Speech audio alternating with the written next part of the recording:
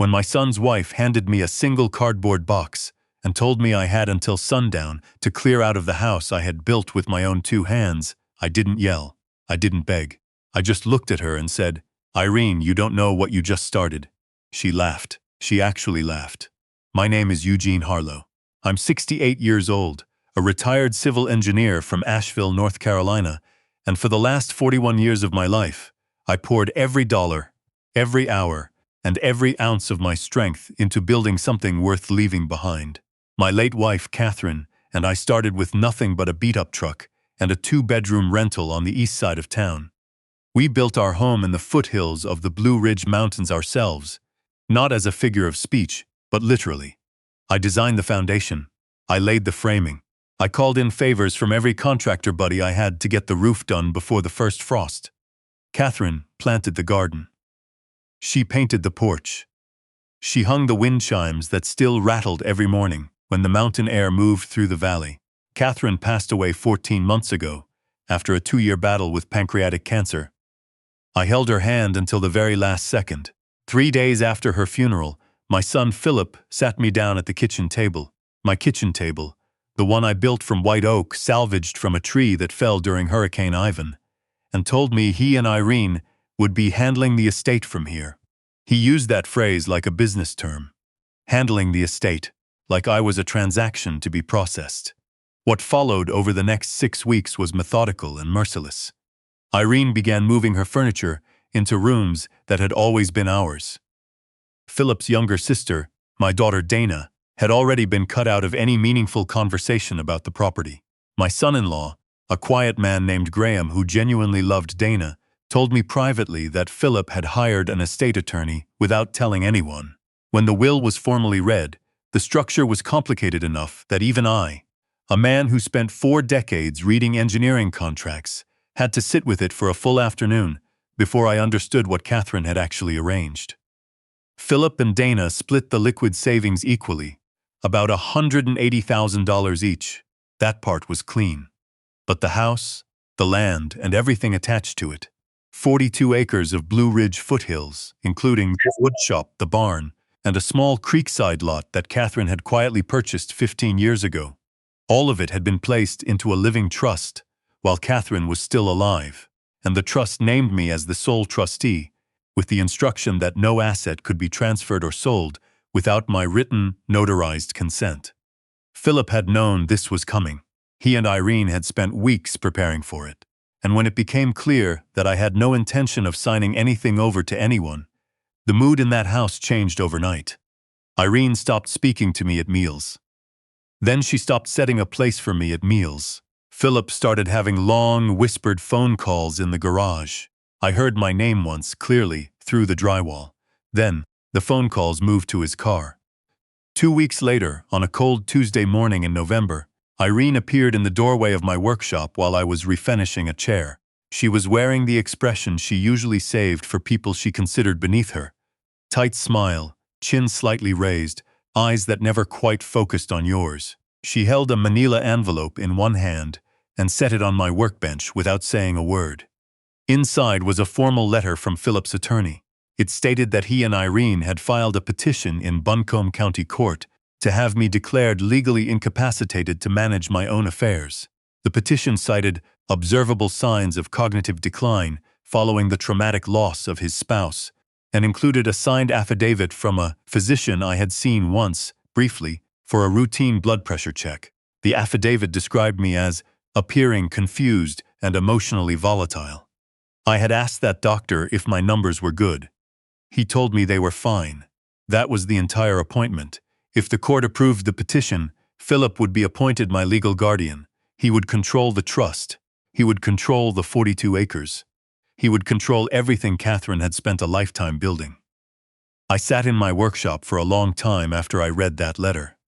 The chair I had been refinishing sat half done on the workbench. Outside, the wind was moving through the ridge the way it always did in November, long, low, steady.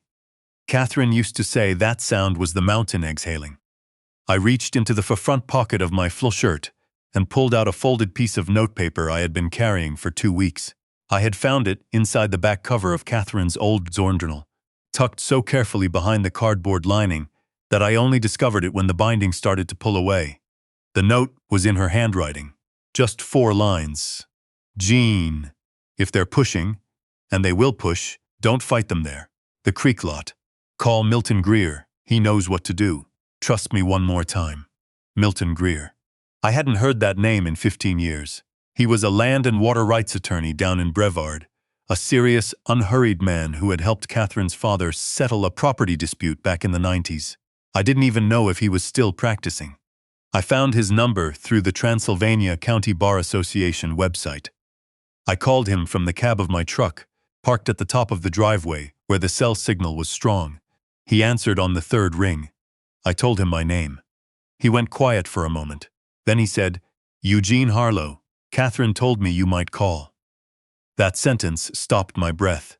"Come to my office," he said, "tomorrow morning, and bring whatever documents you have on the creek lot." The drive to Brevard takes about 40 minutes on a clear day, winding down through the French Broad River Valley. I made it in 38. Milton's office was in a converted Victorian house on Main Street, not far from the old courthouse. The sign out front was small and brass, the kind that doesn't need to be large because the clients who need to find it already know where to look. Milton was in his mid-70s, with the particular stillness of a man who has spent decades listening carefully in rooms where other people were talking too fast. He stood when I came in, shook my hand with both of his, and gestured to a chair across from his desk without any of the forced warmth that makes you feel like you're being processed. I sat down. He looked at me for a moment, the way a doctor looks at a patient before delivering news. "How much do you know about the creek lot?" he asked. 40 acres along Grassy Branch, I said. Catherine bought it in 2009. We talked about building a small cabin there someday. It's been mostly woodland since we owned it. Milton nodded slowly. He opened a file folder on his desk and turned it to face me. Inside were documents I had never seen. Surveys, correspondence, environmental assessments. He gave me a moment to scan the top sheet. "Catherine retained me 2 years before she passed," he said. "She had a sense for things, your wife. She started getting inquiries about that land about 4 years ago. Small ones at first. A developer asking if she'd consider selling, a real estate agent leaving cards in the mailbox. She didn't think much of it until she did." He turned to the next document. It was a hydrological survey commissioned by a private environmental consulting firm. I read the summary paragraph slowly. The Grassy Branch Creek lot sat directly above a confirmed underground spring system. The aquifer fed freshwater to roughly 1,400 acres of downstream farmland in the valley. The survey described the lot as a critical recharge zone and noted that any significant grading or development on the parcel could disrupt the entire system. I looked up. "What does this mean for the value?" Milton leaned back. "There's a conservation land trust, a well-funded one, based in Raleigh, that has been trying to acquire that parcel for 3 years. They want to protect the spring system permanently. Their most recent formal offer, submitted 6 months ago, was $900,000. He paused. Catherine declined it. I frowned. "Why?" "Because she was waiting," Milton said. "A regional water utility has been quietly expanding its protected watershed network across 4 western counties. They've been acquiring parcels that sit above active recharge zones. Their legal team contacted Catherine 8 months before she passed." He turned to a third document, a letter, on official utility letterhead. Their private appraisal of the Grassy Branch lot came in at $2.3 million. They offered to begin negotiations immediately. I sat very still. The clock on Milton's wall ticked. I was aware of my own heartbeat. "She didn't tell me any of this," I said quietly. "She knew you," Milton said, not unkindly. "She knew that if you understood the value, you'd spend the last years of her life trying to figure out how to use it to take care of everyone else. She didn't want that. She wanted you to have it clean after everything was over, when the dust had settled." He folded his hands on the desk. "She also knew Philip." That last sentence carried weight. "She told me, specifically, that if Philip or Irene ever moved to contest your authority over the trust, I was to move immediately to file for a formal conservation easement on the creek lot. That easement would lock the parcel against any commercial development in perpetuity. It would not reduce its value for sale to the water utility or the conservation trust, but it would make it absolutely impossible for anyone acting under a guardianship order, or any future trustee installed by a court, to sell the land to a private developer. The only qualified buyers would be entities whose acquisition served a public conservation interest. I understood what that meant. So, if Philip gets the guardianship and tries to flip the creek lot, he'd find out it's been encumbered by a conservation easement that predates any court order, Milton said. The sale would fall apart. Any developer who'd already put money down would want it back. He looked at me steadily. Catherine designed this very carefully, Eugene.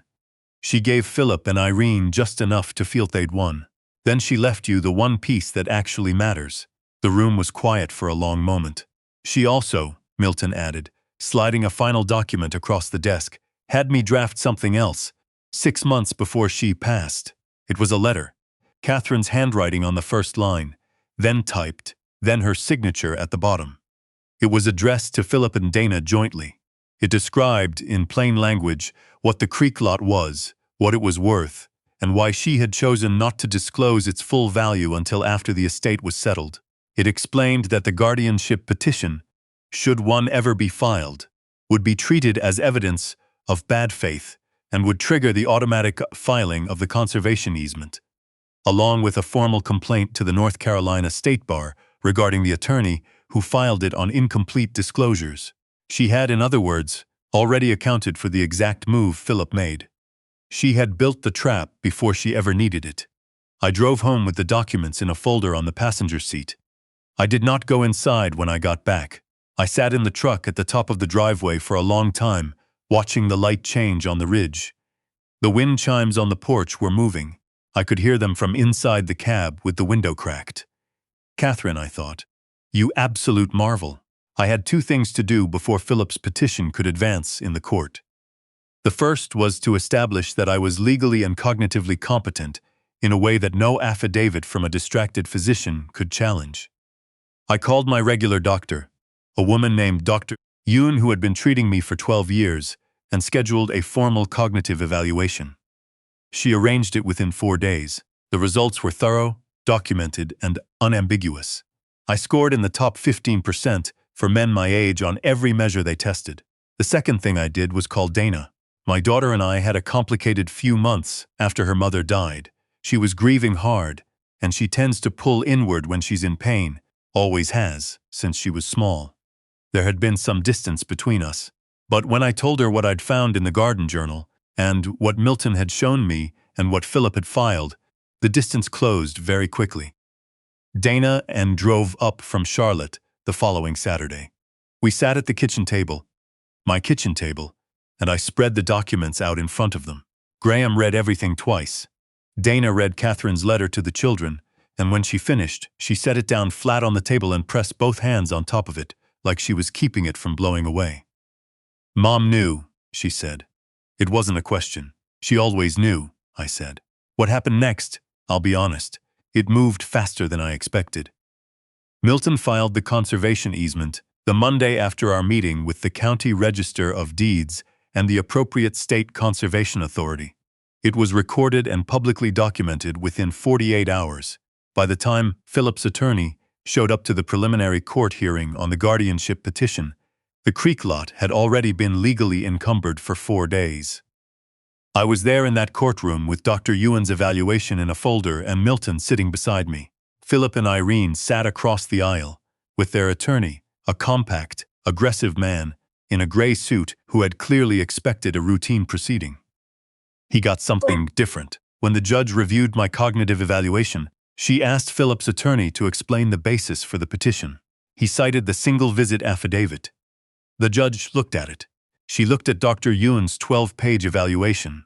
She set both documents down and looked at Philip directly over the top of her reading glasses. Your father scored in the 92nd percentile on executive function testing, she said. Do you have any additional evidence supporting this petition? Philip looked at Irene. Irene looked at their attorney. Their attorney cleared his throat. We may need additional time to. Petition dismissed, the judge said. She didn't raise her voice. She didn't need to. I watched Philip's face in the moment after she said it. The careful, managed expression he'd been maintaining throughout the hearing cracked just slightly, not into grief, not into remorse, but into the particular blankness of a man whose plan had simply failed to materialize the way he had imagined it. He gathered his papers. He didn't look at me. Irene, on the other hand, looked at me directly as they stood to leave. Her expression was hard to read, something between contempt and calculation, like she was already measuring the next move.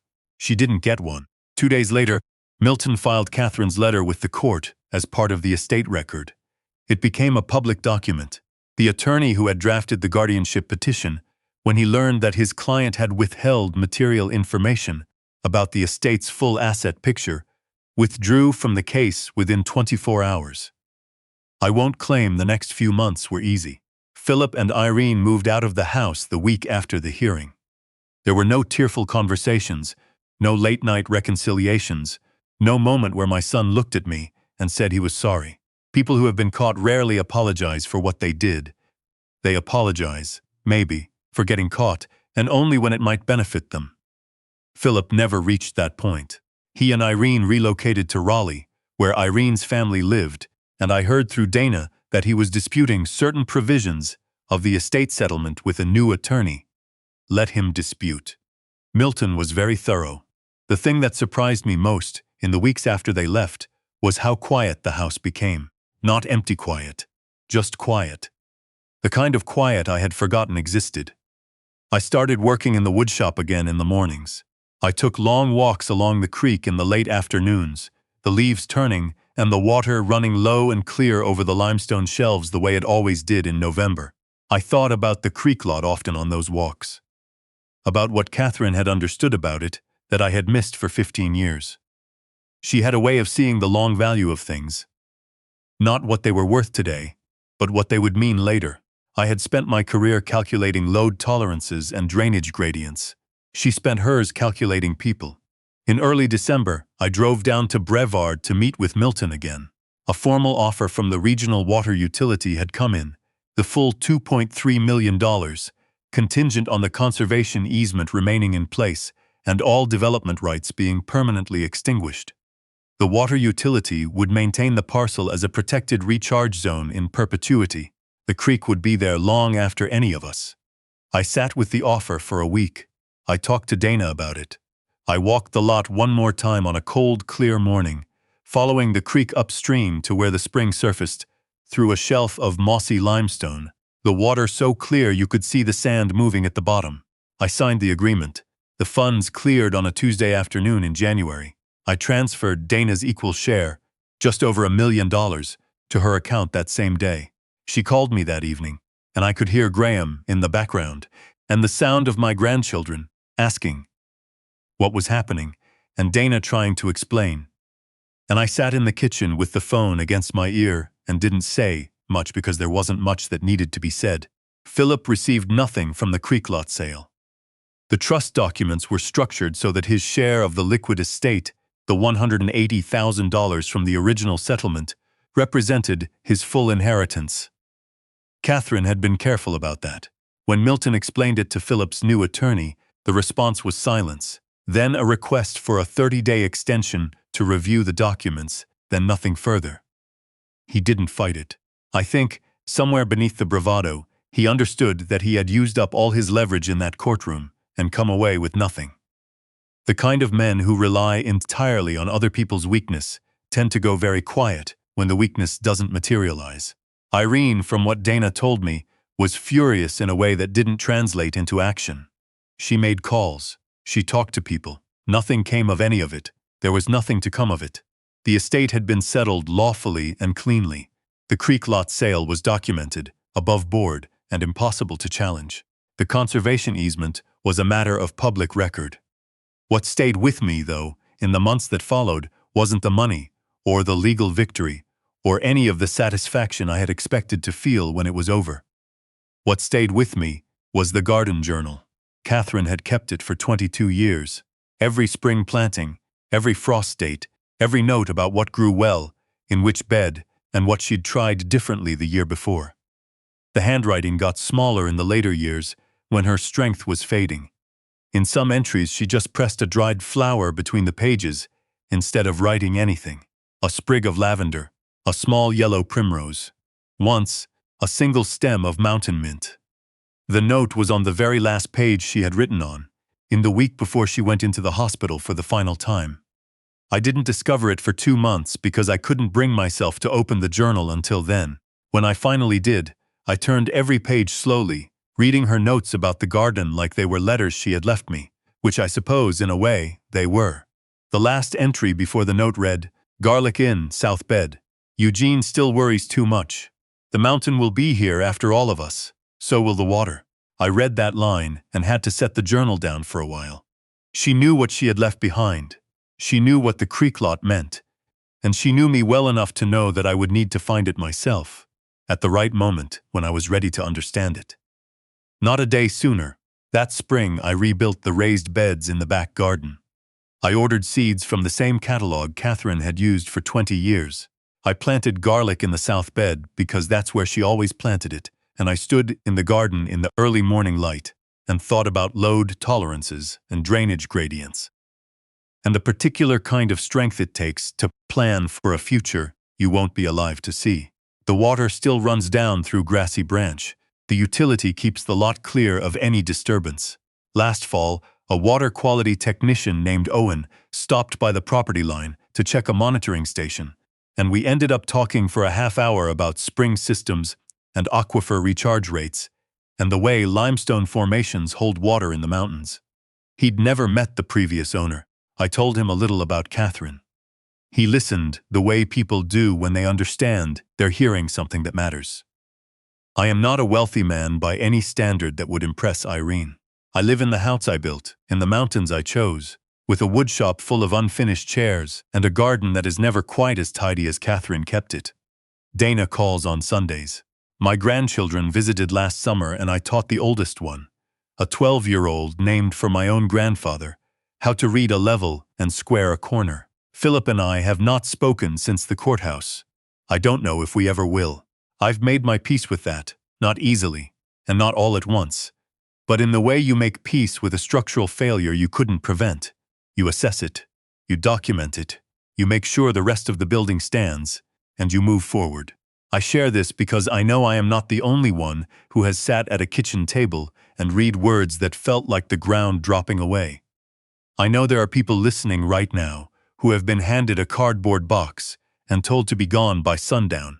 People whose loyalty was treated as a resource to be extracted rather than a quality to be respected. People who have been quietly pushed toward the edges of their own lives by the very ones they spent those lives building something for. If that's you, I want you to hear this clearly. Patient people are not passive people. Quiet people are not defeated people. And the ones who measure twice before they cut once, we almost always cut straighter. Catherine knew that. She built her final act on it. She trusted me to be who I had always been. And that trust turned out to be the most valuable thing she ever gave me. More valuable than any dollar figure attached to any piece of land. The wind chimes are still on the porch. I haven't taken them down. Some mornings, when the air moves through the valley at just the right angle, they sound exactly the way they always did when she was here. I'm still listening,